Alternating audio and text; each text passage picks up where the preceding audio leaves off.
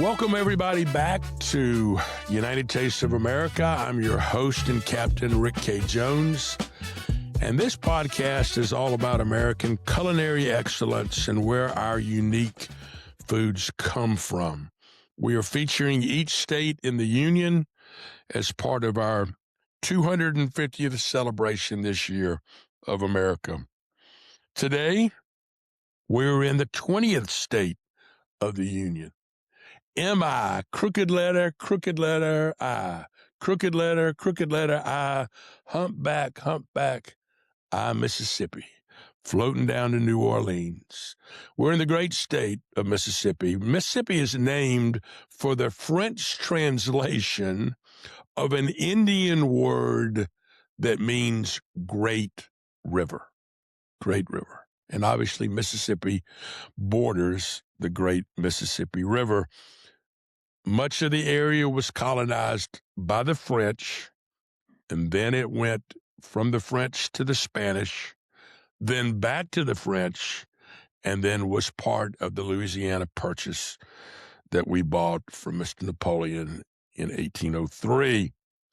Believe it or not, Mississippi in the original land grant charter was part of Georgia.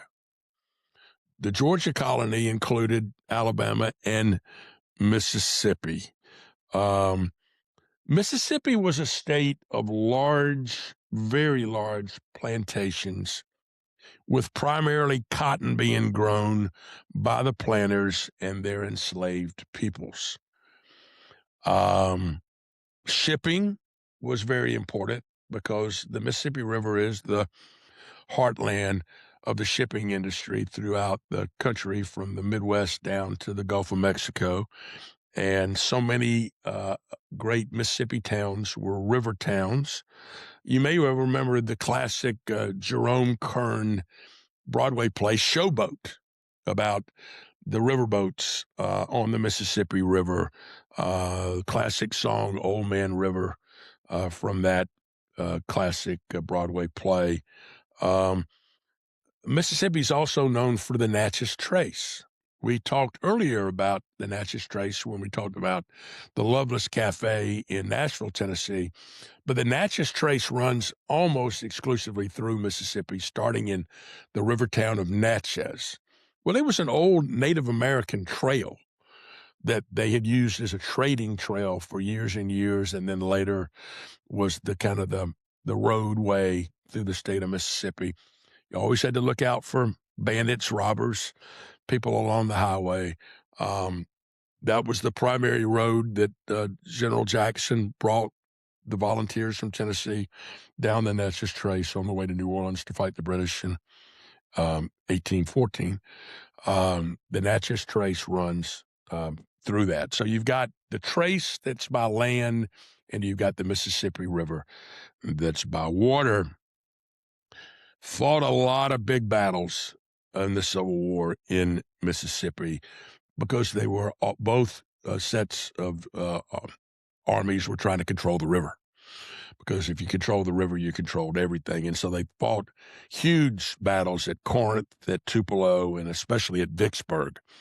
The siege of Vicksburg is a very famous part. Mississippi really struggled after the Civil War. It was a very wealthy state pre-Civil War, again, largely with cotton and largely on the back of enslaved peoples. Once they'd free those peoples, it became tough. But it became a very tough state during the Civil Rights era, the Jim Crow era. A lot of mistreatment of African Americans in the state of Mississippi.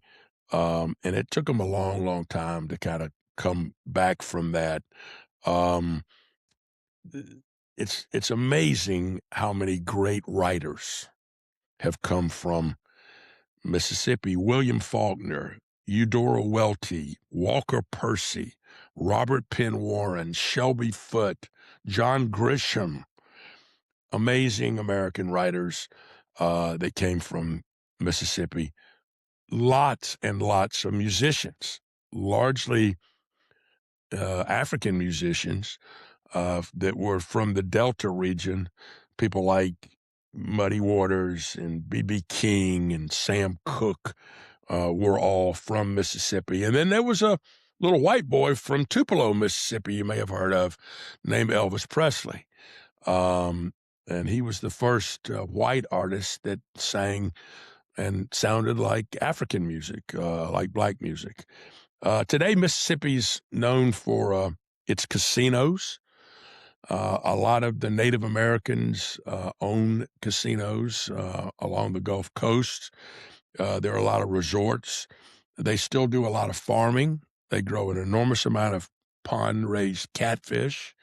They still grow a lot of cotton in the Delta region of Mississippi. Some, wonderful small towns, some wonderful food that we'll talk about that comes from the great state of Mississippi. 2 words: soul food. Mississippi is full of soul food. So many African Americans live in the state of Mississippi. So many great little small towns. So many places like Jackson, Mississippi, or other small Hattiesburg, Mississippi, Meridian, Mississippi, that are great soul food regions. This is the state with the fried catfish and cornbread dressing, grits, biscuits and gravy, okra and tomatoes, fried okra, collard greens, mustard greens, turnip greens, turkey necks, pig's feet, candied yams, lots and lots of just wonderful Southern soul food dishes and meat and threes throughout the state. This is a state with great seafood coming out of the Gulf: pompano, Gulf shrimp, redfish, crabs, oysters. And then they have a lot of dishes that reflect the same kind of culinary history as Louisiana. They make lots of gumbos and po' boys and etouffees and crawfish boils and all sorts of stuff along those lines. It's a state that has really evolved in recent years with some just tremendous restaurants throughout the state. But there's, one iconic dish that's only found here in Mississippi, and these are called Mississippi Delta tamales. Now, tamales came from Mexico, and when you go to Texas or New Mexico or Arizona, Southern California, you can get a lot of what we call masa-style tamales that are made with masa, cornmeal, that is stuffed in a corn husk and then fillings in there and then steamed. Mississippi tamales are a little bit different. They don't really know exactly where they came from, but in the 1920s, a lot of Mexican immigrants came to work in the cotton fields, and they think they brought their recipe for tamales. Now, they're different than traditional Tex-Mex tamales in that they are not made with masa, but they're made with just cornmeal, thin cornmeal, and so they're smaller tamales in terms of size. They used to obviously make them all the time traditional ways with corn husk, but in the 1970s and 80s, they started smuggling drugs out of Mexico in what? Corn husk. And so they found in many places in Mississippi that they can use cellophane instead of the corn husk, and it can be done the same way. The fillings are a mixture of cornmeal, beef, and spices. Again, they're wrapped either in the corn husk or in the cellophane, as we talked about, and then they're steamed in pots. If you go to football games at Ole Miss or Mississippi State or Delta State or other places in the state of Mississippi, Mississippi Valley State or wherever, they bring a lot of tamales to tailgate parties. You'll see buckets of tamales that somebody has gone by and gotten them from somebody that hand makes them, and they take those pails to the football games. There are a lot of really great tamale places, especially in what we call the Delta region, Highway 61, the region of the Delta area. But one of the most renowned tamale restaurants is in Greenville, Mississippi, at a place called Doe's Eat Place. We keep talking about this, but in United Taste of America, we are taking you to some of the most unique and iconic American restaurants, and this is no exception. Doe's Eat Place. They won a James Beard Award as being one of the unique American restaurants. This place is just legendary and legit. All right, here's the story of Doe's Eat Place. They've been serving enormous steak dinners since 1941. And so 80 years of great food. Dominic Doe Signa and his wife, Mamie, again of Italian descent, Italian Americans that came to Mississippi. They opened their famous restaurant in 1941. But really, the history goes back even further than that. Doe's father had moved to the Mississippi Delta in 1903 and opened a grocery store where is now the restaurant. And they also served a little hooch there. It was a place you could get groceries, but you could get a drink. And during Prohibition, there was no prohibition. You just came in the back door, came through the kitchen, and you could get yourself a drink. And the store was a huge success, and the family lived in a little house just behind the building. But then we had a huge flood in Mississippi in 1927, the very famous flood. There's a great song by Randy Newman about the great flood, the Mississippi flood of 1927. And, at that point, you do whatever you can, and they, it's Prohibition. They were doing a little bootlegging and some stuff. Well, somehow or another, Mamie had received a partial recipe for hot tamales, and she began to improve upon that, and she was selling them along with other homemade favorites. Now, the story goes this. The Japanese invade Pearl Harbor December 7th, 1941, and we create an air base in Mississippi, in Greenville, to train pilots to fly. Now, folks, more pilots got killed in training missions than got killed in the war, because you're taking farm boys from Iowa and other places, and you're trying to teach them how to fly an airplane. And so it was very dangerous. And supposedly Mamie worked at the air base and was cooking there and serving her famous tamales there.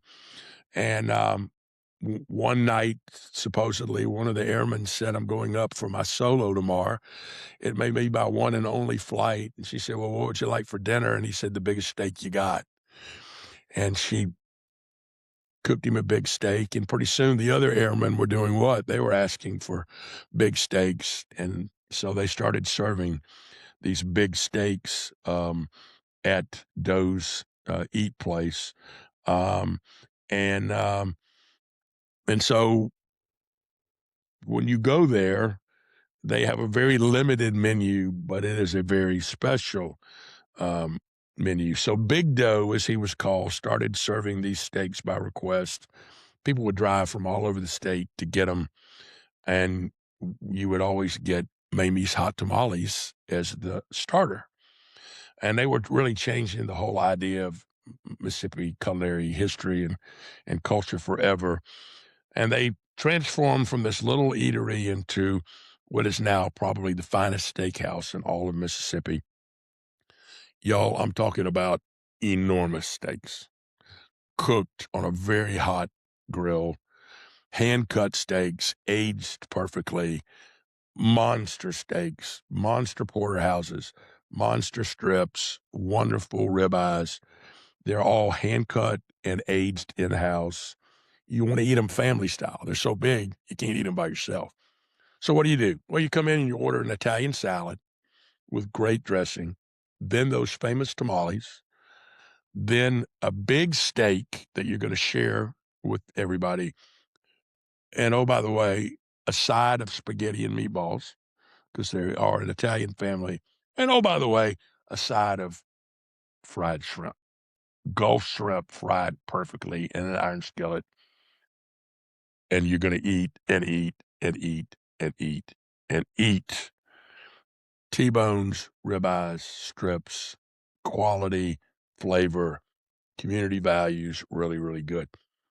You still enter the restaurant through what was the back door, which is now the front door, which brings you through the kitchen. So when you come in, you're literally seeing on your left the steaks being grilled. Then you come back through the next room and you're seeing all the stuff being fried and the salads being made and the shrimp and all that. There's a little room off to the right where they hand cut the tamales, make the tamales and steam them. Now, I asked Doe the third, I said, what's in your tamales? He laughed and said, Rick, did you see that cemetery out back? I said, yes, sir. He said, if I tell you, you'll end up in there because it's a family secret. But it is a combination of spices and ground beef. And they have a 90-year-old woman that comes in every day and hand cuts the tamales and stuffs the tamales and makes them. Again, I mentioned they are James Beard award-winning restaurant. When you come in, you got vintage signage, you got photographs with athletes and movie stars from throughout the years. But it's like you're eating in someone's home. I mean, they literally treat you like you're in their kitchen because you are in their kitchen. And it's, like I said, it's a very small menu, but amazing, amazing steaks. The porterhouse steak was ranked the #1 steak in the 100 best things to eat in America by the Men's Journal. It's just an unbelievable place.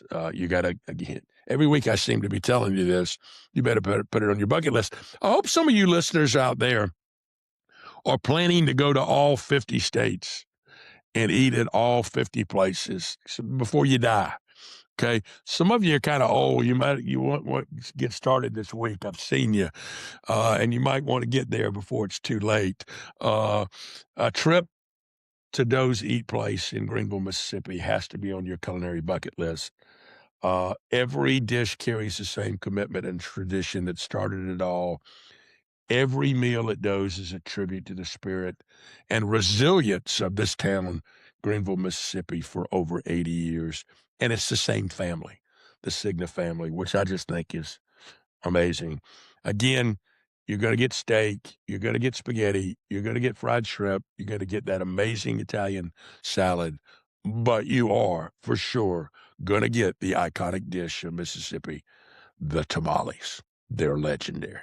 Most every fall, my wife Charlotte and I take a college football road trip where we go to bookend games. We'll go to a Saturday game and then work our way through the state and end up on another Saturday game.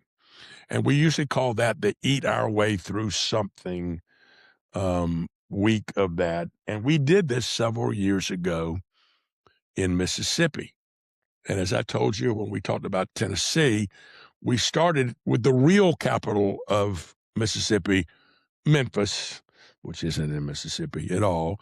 But we started in Memphis, and we went to a game at the Liberty Bowl, and we ate Memphis barbecue and had a great time. And then we migrated down the Delta and drove throughout the state of Mississippi on our way to a game at Ole Miss, where we tailgated in the famous Grove. And I'll tell you that story here in just a minute.